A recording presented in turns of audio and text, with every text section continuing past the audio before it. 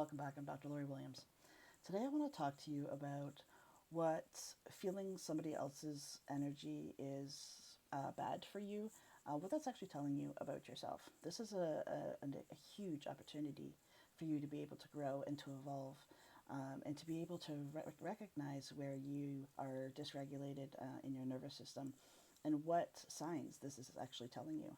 So there's a few different ways that we can recognize somebody else's energy. So first and foremost, there's some people out there that because their own emotional state is so dysregulated, they're not willing to sit with their own emotions, or maybe they struggle to sit with their own emotions.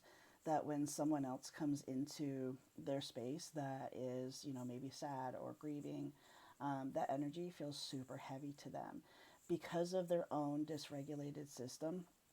They cannot sit and hold space for someone else, for someone else's emotions. They just can't tolerate it. So then they're going to feel that shift in their energy. And we always tend to blame other people rather than taking it on for ourselves and being able to learn and grow from it, unfortunately. But the they're not reacting. The person that is feeling that, oh, that person's energy is so low, I can't stand it. They're not reacting to the person, they're reacting to the discomfort that that person's emotional state is bringing them. So there's a huge differentiating piece to that aspect of it. Um, Another aspect of it is there's some people who they have always been very high energy. They see the go, go, go, the hustle as being productive. So when they are around people that have, maybe move a little bit slower, maybe take time for rest, I'll have a little bit more of a balance in their life. These people that are high energy, we tend to see this energy differentiating be as a weakness in the person who is a little bit like more balanced, because again it interferes with their idea that in order to be productive you have to hustle. um, Essentially, instead of regulating themselves and finding that balance within themselves, they label the other person as the problem. And unfortunately we all do it. It's projection is very real. Everything that you say or think about somebody else is actually a reflection of something that's going on internally with you and has nothing to do with that other person. This is why I tell my clients all the time, don't ever take anything personally because it's not about you, it's about the other person. They're just not willing to look at it, and that's not a you problem at all. Another aspect is just being able to have, like, some people just have low or no ability to differentiate between the energies. They may not understand what it is that they're feeling, but that just feels like awkward or unsettling to them. Um, so rather than, like, when you just notice, like, oh, I just feel off about this person, but I don't understand why, it could just literally be about more information about the lack of boundaries that you have. For an example, don't get me wrong, there is times when you're going to meet people that your energy is just so different from theirs that it's a sign for you that this relationship just isn't meant to be. Your friendship, emotional relationship of any kind, is just not meant to be, and let that be okay. But to be able to make that judgment without first looking at yourself and seeing what's going on with yourself is a huge disservice to you, because you have, essentially, you have this teacher coming to you, and this mirror coming to you to help you to reflect back to yourself. And growth comes from being able to take that mirror and look at it and being able to process what's going on within you, that you're feeling the way you're feeling around that person.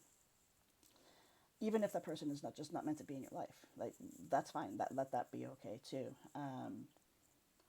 And the fourth kind of person is that um, it's a sense of control, but it's disguised as preference. So sometimes when someone says, "Oh, I don't like their energy," what it actually means is, I can't control them. I can't, I can't get a reaction out of this. This is very common. Like, these people that I'm talking about are typically, the narcissistic types of people, where they want a reaction out of you. They want you to meet their emotional expectations in some way, shape, or form. So whenever they can't do that with you, that they view that as that your energy is low or that your energy is bad.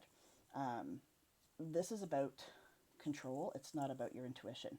If you're that person, you got to look at your unwillingness to let people be who they are.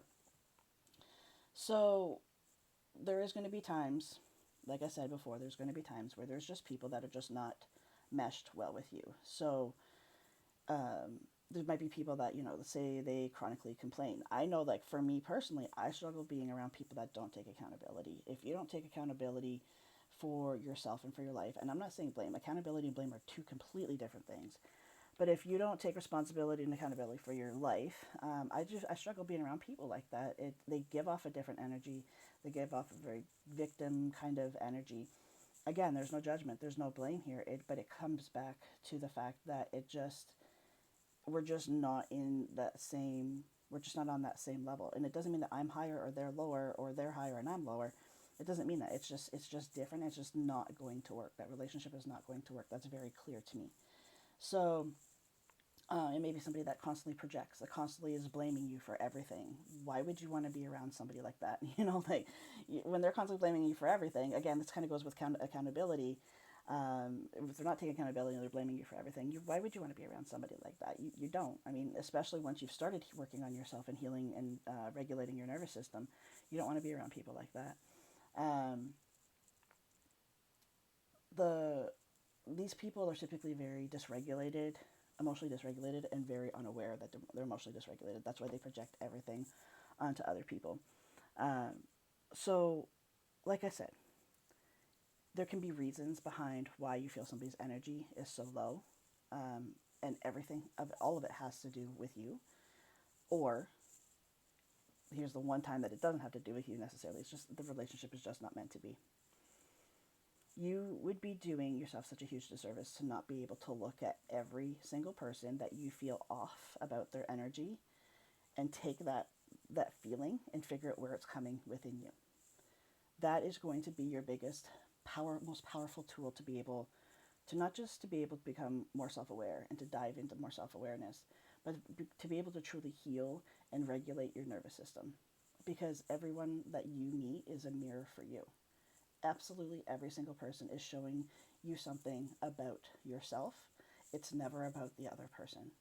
So when you're feeling dysregulated, when you're feeling uncomfortable, when you're feeling that heaviness, ask yourself, why am I feeling this? What is it that I am trying? What message is this giving me? This is such a powerful tool, and it actually is a beautiful gift if you use it. It's when you continue to just throw people away because of your own projections without looking at yourself, truly deeply looking at yourself. I'm not talking like surface level looking at yourself. It goes much, much deeper than that. But if you're not willing to do that, you're never going to heal your nervous system. You're never going to become regulated. You're never going to be able to have healthy relationships.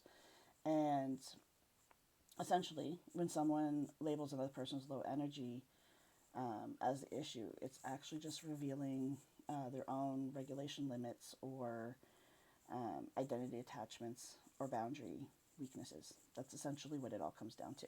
So recognize in yourself where those are coming up whenever you're feeling that. It's such, it's not easy. It's not easy to sit with it, but it is such a powerful tool for your own growth that once you start to recognize these feelings that you're getting from other people, it will, like, you're going to grow in leaps and bounds by using this one simple tool. It's absolutely incredible. So I want you to ask yourself, this is going to be the question that you ask yourself whenever you feel this emotional dysregulation. You want to say, am I acting from intolerance or am I responding from clarity? And to answer that question honestly and in depth, you've got to deep dive into your own nervous system and your own dysregulation.